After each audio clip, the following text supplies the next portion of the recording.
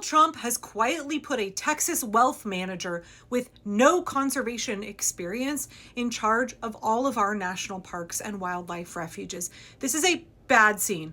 I don't say that just as a permaculturist who cares very much about conservation and protecting our shared public lands, our wild spaces. In permaculture, we call those our zone 4s and 5s.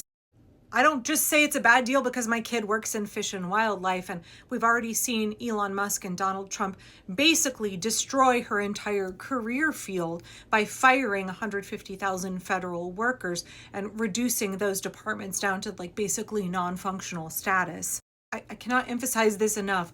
Our federal lands, our national parks, that belongs to all of us. That is our shared heritage. It is the true wealth of this nation. And we have seen the Trump regime and Republicans in Congress, like Senator Mike Lee from Utah, repeatedly try to exploit that land that belongs to all of us, exploit vulnerable ecosystems so that private corporations can make a profit. They are willing to sell off and destroy immeasurable wealth, in wealth that cannot be in any way quantified with a dollar amount, so that some fucking capitalists can make a penny right now. It makes me so unbelievably mad.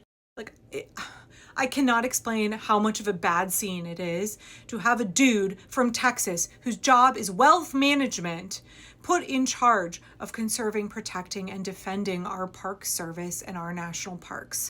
Let me just read this press release from the Center for Western Priorities, because maybe that will explain a little bit more why I'm so angry and so concerned over this. Kevin Lilly is the Acting Assistant Secretary for Fish, Wildlife, and Parks at the Interior Department, a position that oversees both the National Park Service and the U.S. Fish and Wildlife Service. Lilly resigned his position as the chair of the Texas Alcoholic Beverage Commission in order to join the Trump regime as a political appointee. Lilly founded Avalon Advisors, the, quote, largest privately owned wealth management firm in Texas. The top positions overseeing national parks are by law jobs that require Senate confirmation, but Trump hasn't nominated a Park Services director or an assistant secretary for fish, parks, and wildlife.